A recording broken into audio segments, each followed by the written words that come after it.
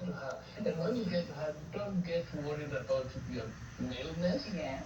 Just remember the issues you can have. Okay. And the issues you need sorted. She can sort out a lot of things for you. Your issues, I like that. Now, Prof, so urologist, I know someone might be like, Sasa urologist, Nani, what do they do?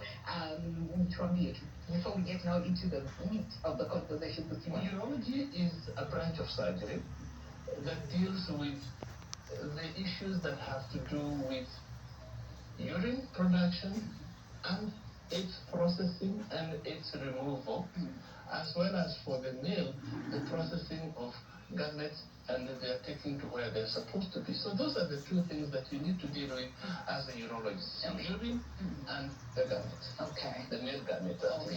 All right. So urologist deals with kidneys, deals with the ureters, deals with the bladder, deals with the penis, deals with the testes. Okay. The male reproductive. Exactly. It's not just reproductive. Remember, it is also used for purposes of removing urine. Well, reproduction is good and it's part of our existence. If you don't pass urine for a number of days, you may be dead.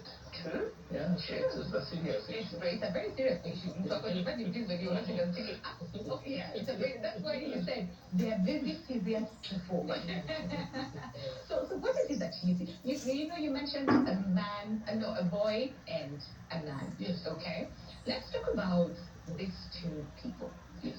In terms of who they are, their lifestyle, the conditions that maybe they are prone to, and basically just first of all just understand, because a lot of people say being a man in a country, don't even say. You guys have no idea. The first thing that happens after conception, by the 8 weeks of your being in your mother's womb, you produce the testes. Okay. That's when you start making the testes. Once the testes are made, it means you're going to start now becoming different. Before the 8th week, you can't tell between the male and the female. At the 8th week, you get the testes. The testes produce this testosterone. Once it produces testosterone, you acquire the male organs. Okay. And from there, you are a male.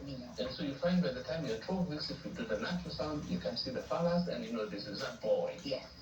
Now you get born, because the rest of it is you're a boy now, from there henceforth for the rest of your life. But remember the one? Testosterone. Because that's what we're going to talk about from the beginning to the end. So without testosterone, if you don't produce testosterone, you remain female. So what you're made before is female, and like what the Bible says, unfortunately, that's the other way. That's the other way around. You're female, then you become male. Then at birth, everybody sees you're a male. Yeah. And those testes that they are inside